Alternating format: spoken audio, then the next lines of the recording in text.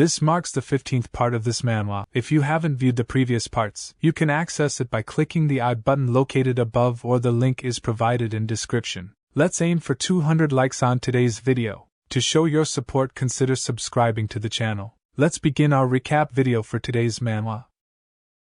Feng Duing mentioned that he couldn't drink anymore, but one of the girls, who weighed 298 pounds, encouraged him to have more to drink. The second girl agreed, saying it was going to be a long night. The first girl advised Feng Duing not to force himself to drink if he couldn't handle it, suggesting they do something exciting instead. Feng Duing, feeling pressured, claimed he could drink more. Suddenly all the girls' heads began spinning, and they all fell unconscious to the floor. A monk approached Feng Duing and greeted him with Amitabha, suggesting just let them take a break. Monk apologized for bothering Feng Duing, who inquired about his identity. Monk explained that your father had saved his master's life 30 years ago, leading the master to ask him to return the favor. They had heard Feng Duing was in town and unintentionally disturbed him. He expressed his apologies for the disturbance. Feng Duing responded that he did not disturb him. He mentioned that he had already helped him a lot and returned the favor. Monk, handing over the letter, exclaimed, but despite Feng Duing's words, he dared not disobey his master and requested him to go to the temple with him. Feng Duing expressed surprise at the sudden request to accompany him. Upon opening the letter, he found a message instructing him to listen to the person and follow his directions. Recognizing his father's handwriting, he began to tremble. The monk grabbed Feng Duing's arm and said, "Get ready, sir." Confused, Feng Duing questioned, "Get ready for what?" Meanwhile, Master Wu Xingshi inquired about someone requesting 3 girls weighing 298 pounds, expressing surprise at such peculiar taste. The girl agreed, calling the person weird and sharing her experience of being rudely treated. Master Wu Xingshi advised her to ignore the individual and complimented her appearance. Feng Duing advised the monk to slow down and mentioned that he hadn't paid the bill yet. Suddenly the window door fell onto the table where Master Wu Xingshi was seated, causing him to angrily question the situation. Someone explained that the person upstairs had run away through the window without paying the bill. Master Wu Xingshi expressed disbelief at the shameless act and then realized he had forgotten his wallet before leaving. Some homeless individuals were conversing, with one person exclaiming when he woke up this morning he found a bag of money in his arms. The second person responded, "Did he also?" A woman sitting nearby remarked, "It must be God's blessing. Qin Jinyang thinks Spring House should be right ahead." As he looked at the system windows providing information, it showed that everyone is suffering, but he had saved a struggling family and was rewarded with 2 potential points. Another window displayed that maternal love is unparalleled, as he had enabled a mother to feed her children and was rewarded with 3 potential points.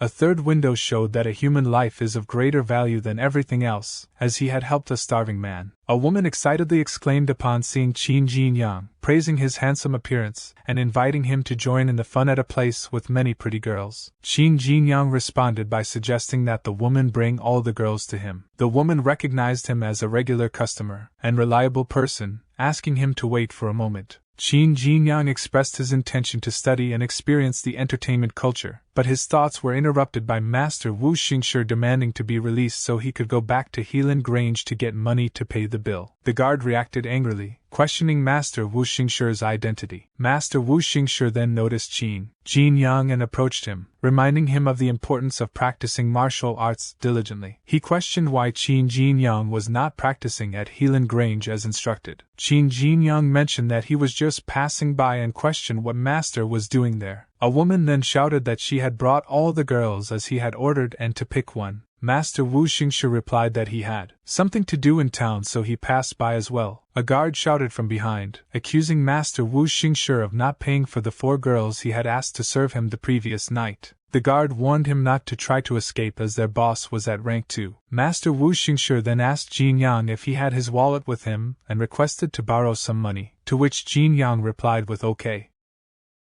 The following day, as Master Wu Xingshi and Qin Jinyang were walking on the street, a bird approached Master Wu Xingshi. He caught the bird and removed the message attached to its leg. Upon reading the letter, Qin Jinyang inquired about its contents. Master Wu Xingshi burned the letter and revealed that it contained the cipher text of Helen Grange, which only the leaders of the halls could understand. The letter mentioned that Bright Cloud's sect had raided Wuyue Pavilion and completely destroyed it overnight. The leader of Wuyue Pavilion had been beheaded by the the leader of Bright Cloud sect. The owner of Helen Grange urgently requested their return. Qin Jinyang expressed surprise at Wuyue Pavilion's sudden downfall, considering its strength comparable to Helen Grange. Master Wu Xingshi explained that Bright Cloud sect had been rapidly gaining power, leading to the unexpected elimination of Wuyue Pavilion. This event disrupted the balance among sects in Yundong province, raising concerns that Helen Grange could be the next target. Qin Jinyang understood why the owner was anxious for everyone to return. Their conversation was interrupted by a sudden exclamation of excitement, as someone shouted, "Come on, there's something fun happening." He heard that a strange person visited Spring House last night. The crowd gathered around a woman who began recounting the events of the previous night, pointing towards a portrait of Feng Duing. If they come across this young man, please let them know that she will provide free service to those who inform them. One of the girls, weighing 298 pounds,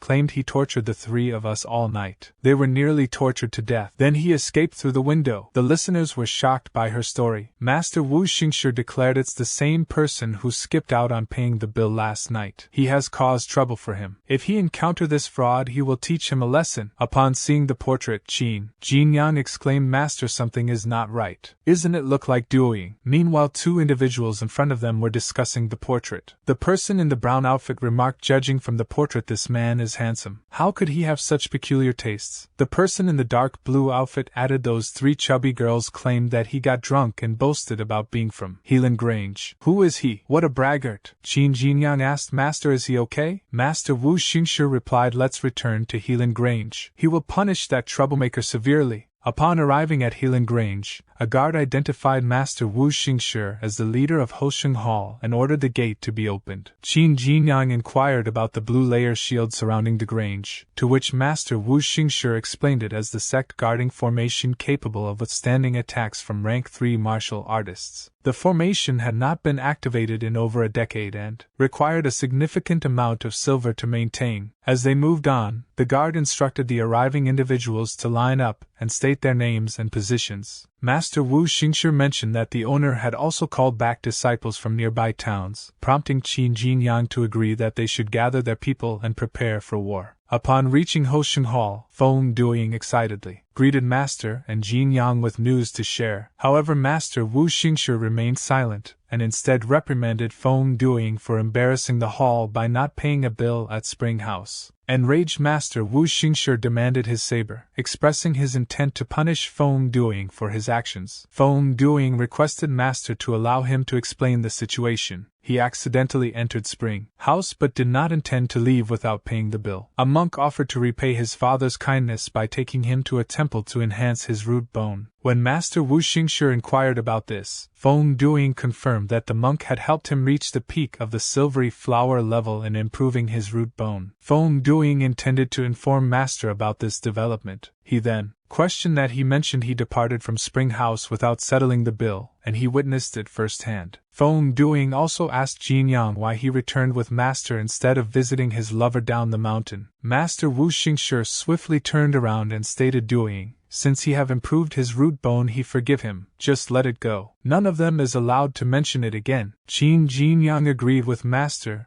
and he is right, and encouraged Duing to say yes. Feng Duing responded affirmatively while expressing her concerns. The scene then transitioned to a room focused on self-discipline and social commitment. Master Wu Xingshi acknowledged the progress made by both individuals during this period and expressed his satisfaction. He then mentioned the changing situation and the impending war, prompting him to share some wisdom. He asked what is the highest level of martial art. Feng Duing answered to fully master it. However, Master Wu Xingshi disagreed, expressed his belief that martial arts evolve over time as they are passed down through generations. He emphasized that no martial art remains unchanged, and even if one masters it, it may still be modified in the future. By breaking through the limits of a martial art, one can improve and potentially surpass its founder, reaching what he called the Supreme Realm.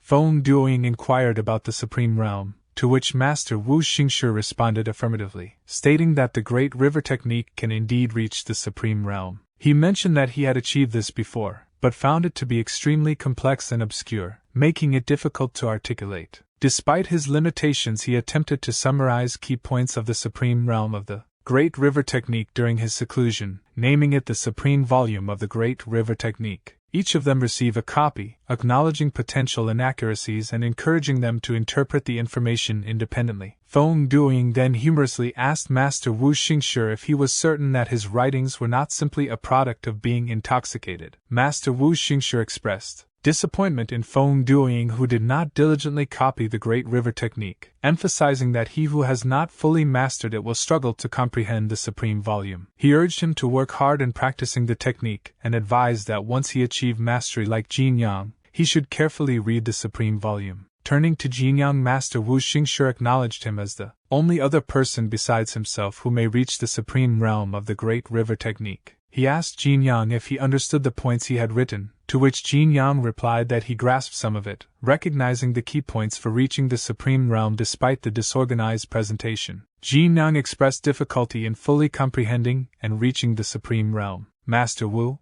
Xingshi reassured him and encouraging him to give it a try. While cultivating at night, Qin Jinyang's status window appeared, displaying his details as follows. Name Qin Jinyang. Occupation at disciple of Hosheng Hall of Helen Grange. Root bone at Golden Branch level. Next stage is White Jade level. His martial arts skills include the Great River Technique, Supreme Realm, Ice Lotus Armor. Perfectly mastered Dust Arts, perfectly mastered Rotten Fist, perfectly mastered Black Feet, perfectly mastered Boiling Demon Tiger Collapsing Blade, perfectly mastered, with 6,447 remaining potential points. Another window prompted him with the information that the supreme volume of the Great River technique had been detected, asking if he wanted to use 2,200 potential points to enhance his Great River technique to the supreme realm. He thinks unexpectedly that he can elevate his Great River technique to the supreme realm by using up potential points. However, considering the high cost of potential points, he initially decides to abandon the idea. Nevertheless, he ultimately decides to give it a try and consume potential points to enhance his Great River technique to the supreme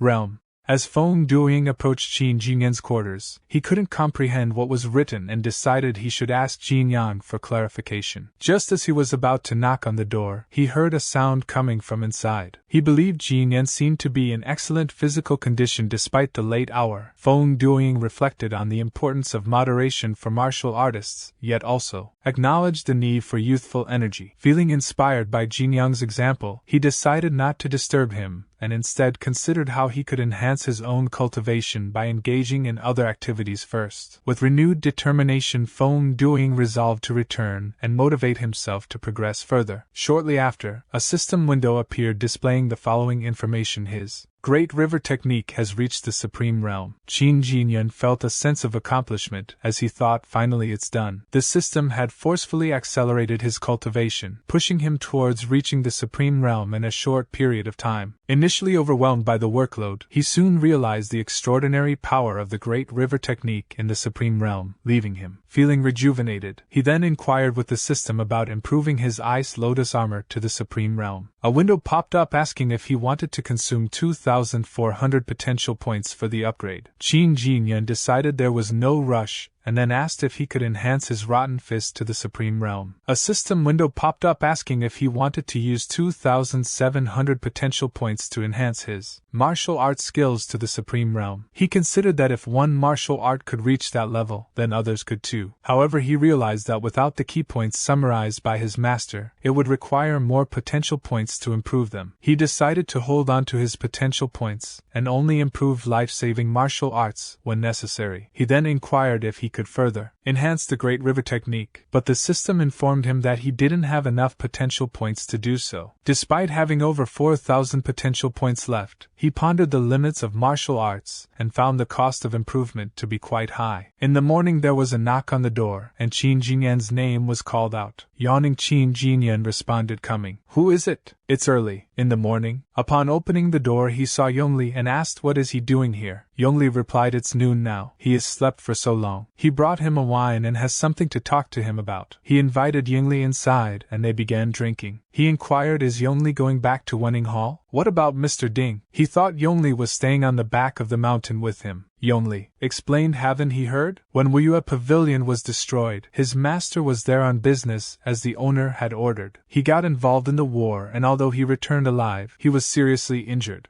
Qin Jinyang inquired that Mr. Ding was seriously injured while working at Helen Grange. Is he currently recovering on the back of the mountain? Yongli shared that his master has left Helen Grange, and the owner plans to hire a new deputy manager at rank 4 who may not allow Yongli to stay on the back of the mountain. Qin Jinyang expressed shock at the owner's decision to replace Mr. Ding, calling him cruel. Yongli explained that when his master departed, the owner offered comfort, leading the master to feel worthless. Yongli understands the owner's challenges, especially with the bright cloud sect targeting them. He desired to accompany my master to provide care for him, but his master declined. He was only able to accompany him to the gate as the master left quietly with his injured body while carrying a bag. Qin Jinyang recounted meeting Mr. Ding while playing chess, only to find out he had left Helen Grange unexpectedly. Mr. Ding is a rank 4 martial artist, surprised Qin Jinyang with his departure. Yongli then revealed that his master had mentioned Qin Jinyang before leaving and had sent him to deliver something of great use. Yongli handed over 3 pills, which Qin Jinyang inquired about, leading Yongli to confirm they were the Golden Luck pill.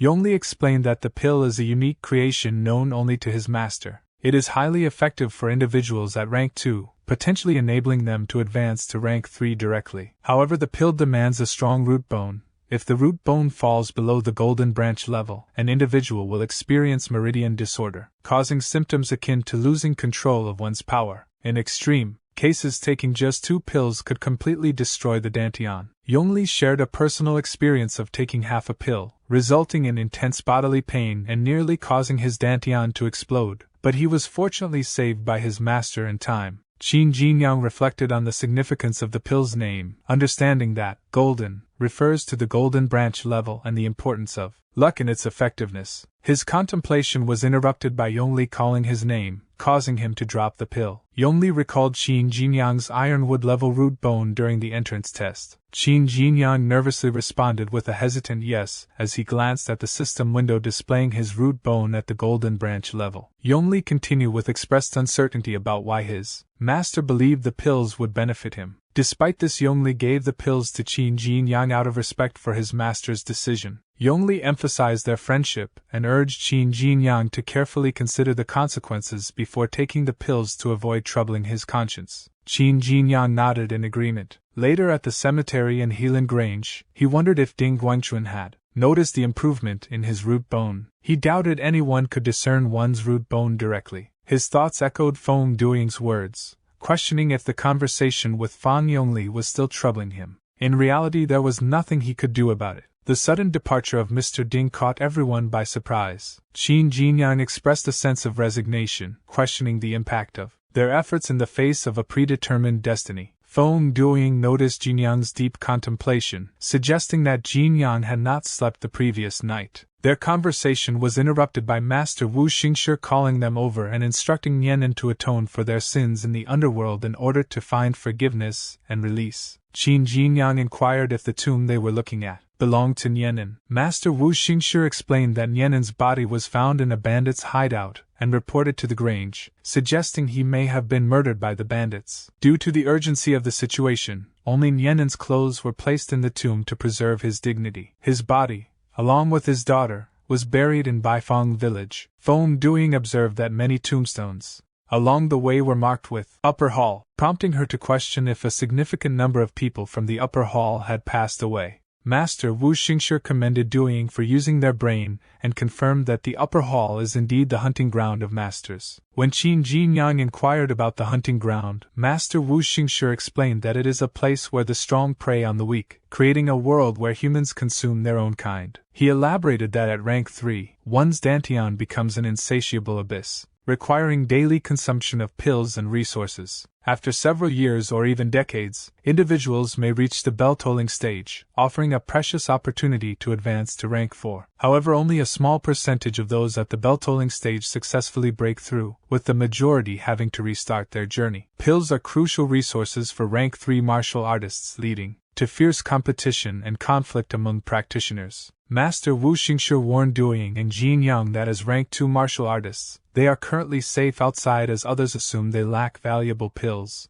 The Upper Hall frequently loses its members every month because they are at rank 3, and others are aware that they carry pills with them. This is the challenging environment of the Master's hunting ground, At night, Qin Jinyang reflects on Master's words, acknowledging the harsh reality that the weak are often preyed upon by the strong, and there will always be someone stronger. He realizes that if he is not strong enough, even reaching rank 3 will make him a target for those more powerful. A system window appears indicating that the pill is a result of Mr. Ding's extensive research, prompting Qin Jinyang to swallow it to prevent it from being wasted. Another window pops up, rewarding him with 80 potential points for not wasting the pill. Shortly after, Qin Jinyang begins to tremble in pain, exclaiming in frustration as he feels the burning sensation in his dantian. Despite the agony, he resolves to endure and tightens his grip on the side of the bed. In the morning, Master Wu Xingshi called out Qin Jinyang's name with concern. As Qin Jinyang opened his eyes, he was shocked to see his quarters destroyed. Master Wu Xingshi inquired about what had happened, while Feng Duing questioned if Qin Jinyang was responsible for the destruction the previous night, advising him to exercise caution despite his youth. Upon examining Qin Jinyang, Master Wu Xingshi exclaimed that he had advanced to the intermediate stage of rank 2 overnight, warning that progressing too quickly could result in dantian inflammation and high body temperature. The damage to the house was attributed to the elevated temperature caused by this advancement. Despite the progress, Qin Jinyang's meridians were in disarray, and his dantian was severely affected.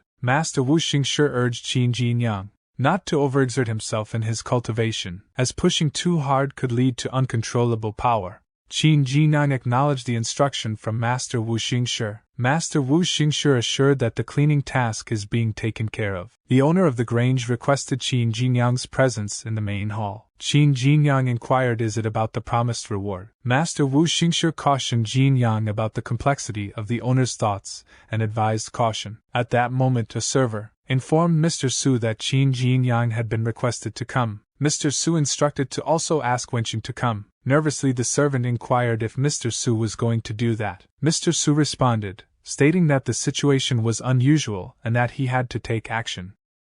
Upon entering the main hall of Helen Grange, Qin Jinyang marveled at the building, thinking it was his first visit. He was impressed by the structure and wondered why he was asked to come if the person who invited him wasn't present. Despite this, he decided to wait there. Mr. Su then asked Wenqing for her opinion on Qin Jinyang, to which she replied that Bingbing values him, but she doesn't know him well. She questioned why Mr. Su was asking about him. Mr. Su marveled at the young individual's mastery of various techniques, particularly highlighting their exceptional skill in the challenging Great River technique. Their talent for martial arts was described as astonishing. During the last encounter, he successfully defeated all the monsters in the Ghost Dark Cave using only a single sword. Upon inspecting the cave, he found that the Ghost Dark monkeys had all been dispatched with a single swift stroke. His speed and precision indicate his ability to grasp concepts quickly, showcasing his genius level of talent. Mr. Su expressed concern about the individual's weak root bone at the ironwood level, suggesting that without a miraculous change, their great potential might not be fully realized in the future. Wenqing expressed concerns to her father about being spied on, similar to how he spied on her mother. Mr. Su reassured her that he had no intention of spying on her. He explained that mastering the main part of the Fire Lion technique would be challenging and cautioned about the risks of incorrect cultivation leading to stiffness and reverse blood flow in the meridians. Mr. Su suggested that having someone assist Wenqing during her cultivation could help prevent such issues. He mentioned that due to time constraints and the aggressive nature of the Bright Cloud sect, he couldn't provide full assistance. Additionally, he noted that Qin Jinyang's lack of a good root bone would prevent him from learning the Fire Lion technique, but his quick comprehension skills could be utilized for sensing techniques to monitor Wenqing's meridians. Wenqing expressed her disapproval, but Mr. Su then remarked that Qin Jinyang's presence was a stroke of luck, indicating his potential as a genius. Wenqing confronted her father about her mother's death. Mr. Su, acknowledging her resentment, proposed a bet if Wenqing won, he would refrain from giving her orders, but if she lost, she would have to accept his plans. Wenqing inquired about the terms of the bet. Meanwhile, Qin Jinyang lay on the ground yawning, and wondered why he had not arrived after an hour.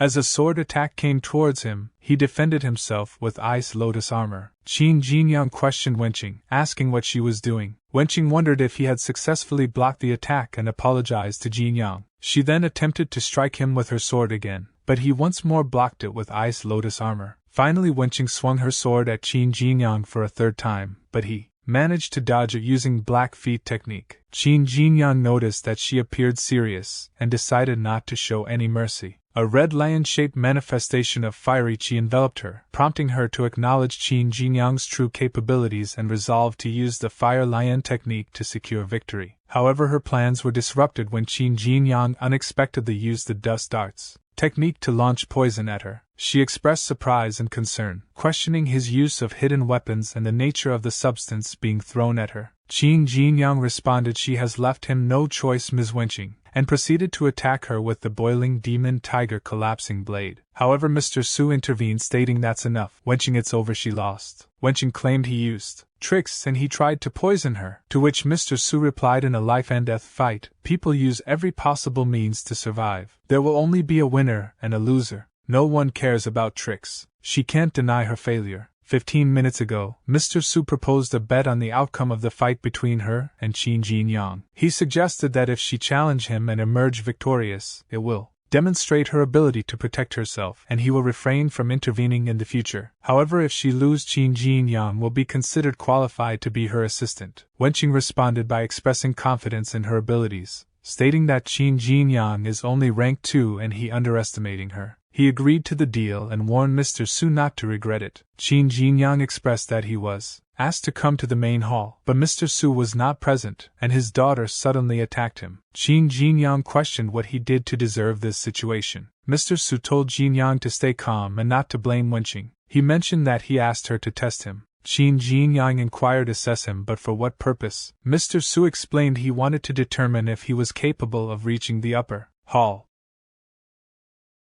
Shortly after, Qin Jinyang inquired he want him go to the upper hall. Mr. Su responded he single-handedly defeated all the monsters in the ghost dark cave last time without any assistance. He promised to reward him, so he will make an exception and allow him to become a formal disciple of the upper hall. Qin Jinyang expressed gratitude, saying thank you, Mr. Su. Before he become a formal disciple of the upper hall, he have another test to complete. This test involves a mind-soothing technique. If he can understand this technique within 1 day, he will be eligible to join the upper hall as a disciple. Qin Jinyang believes that this technique is related to enhancing one's perception of qi. Why does he need to understand this technique? Is it solely an entrance test for him to become a disciple? Mr. Su presented a piece of spiritual green jade, which was the essence collecting tool Wenqing used at rank 2. This jade can store the essence of heaven and earth and has a powerful effect on martial artists at rank 2. After Wenqing's breakthrough, some qi remained inside, and although it's not abundant, its effectiveness surpasses common pills by 100-fold. Qin Jinyang recalls that his master's great river boat is also an essence collecting tool, which is a valuable item. However, he finds it suspicious. Why is Su Yuanqing being so generous this time? She cautioned Qin Jinyang not to celebrate too soon. While the spiritual green jade is beneficial, it comes with several limitations. Firstly, one must not extract spiritual qi from it too quickly. Patience is key. Additionally, it is necessary to take pills alongside using the jade, as improper handling can damage it. The absorption of the essence of heaven and earth by the jade is a slow process, and finding a location rich in qi is challenging. When his father acquired the spiritual green jade, it had been buried in a tomb for over a century, which ultimately facilitated her breakthrough to rank 3. Qin Jinyang explained that the spiritual green jade functions like a power bank with efficient energy conversion, providing spiritual qi directly to a martial artist's dantian without any loss. However, it charges slowly. Mr. Su and Wenqing were intrigued and asked about the term power bank. Then Qin Jinyang was instructed to study the technique and return to the main hall the following day if he could master it. He confidently acknowledged the instructions. As he returns to Hosheng Hall, Master Wu Xingshi remarked this essence-collecting tool is truly remarkable. Despite having used up a lot of its qi, it remains a valuable item. It will serve him while at rank 2. Mr. Su granted him special permission to enter the upper hall and gifted him this treasure. Does he understand the significance behind his actions? Qin Jinyang denied it, saying no, but he is certain it's not a reward for the ghost dark cave matter. Master Wu Xingshi agreed, stating that's correct. He is quite sensible. Mr. Su did that because of his root bone. Confused, Qin Jinyang then inquired what about his root bone. Master Wu Xingshi mentioned that Su Wenqing is currently focusing on mastering the main part of the fire lion technique and requires assistance. Although he may have a weak root bone, his perception is sharp. With some training he can sense the fluctuations of qi and protect her. If he was not chosen, who else would Mr. Su consider for this role? Qin Jinyang remarked that it makes sense why he needs to learn the mind-soothing technique. Master Wu Xingshi explained that the existence of Helen Grange is attributed to the Fire Lion technique. However, within Helen Grange, only Mr. Su and his daughter have access to the main part of the technique. So if his foundation is stronger than what Mr. Su and he believed, then he should take advantage of this opportunity. Does he comprehend? Qin Jinyang responded, yes, he understands, master. As he returned to his spot, he pondered, did his master know about his true root bone? His contemplation was suddenly interrupted by a notification informing him an essence collecting tool has been detected. Would he like to use his potential points to speed up the essence collecting process? Qin Jinyang instructed the system to use 10 potential points initially. He believes that by utilizing these potential points, he can speed up the process. As a result, the issue of slow charging speed is resolved. A system window then appeared, confirming that 10 potential points were successfully used to accelerate the process. He exclaimed it was a success and directed the system to utilize 1,000 potential points to speed up the process. A window popped up displaying a message that the acceleration failed due to insufficient stored essence in the tool. It was then mentioned that 944 potential points could be consumed to accelerate the process. After consuming the 944 potential points, the acceleration succeeded and the essence was being used. He is pondering if there is a limit to the storage of this substance, recognizing its value as a true treasure. He senses the transfer of spiritual qi to his dantian and decides to begin practicing in this manner. Meanwhile, Mr. Su is greeted by Bing Bing, who refers to him as master. Mr. Su acknowledges the challenges of cultivating in seclusion and inquires about the results, asking if she failed. Bing Bing responded she wouldn't say she failed, but she didn't succeed either. She was just a step away from success. She believes she can break through to rank 3 in a couple of days. Mr. Su reassured her that it's alright. Her root bone is currently at the peak of the silvery flower level, making it challenging for her to reach rank 3. He mentioned an important task for her to undertake, overseeing the upcoming test in the upper hall. Understanding the significance of this matter to the Grange, he wants her to take charge of the test. Bing Bing inquired if Shou Nianen was supposed to be in charge, and Mr. Su confirmed that he is deceased. A few days ago, members of Hosheng Hall discovered Zhou Nianen's body in the bandits' hideout, while on a mission to eliminate them. The situation at Helen Grange is tense both internally and externally. Her responsibilities may increase in the future. He recruited a new disciple today who can assist her during the upcoming upper hall test. Bing Bing inquired about the unusual recruitment of disciples, asking who the new recruit is. Mr. Su responded by saying that the new disciple is someone she's familiar with. He is Qin Jinyang. This marks the conclusion of the 15th part of this manhwa. The 16th part will be uploaded after there were at least 3 to 4 chapters of this manhwa released, so remember to like and subscribe to the channel for future update. Leave comments to share your experience. Looking forward to seeing you in the next video.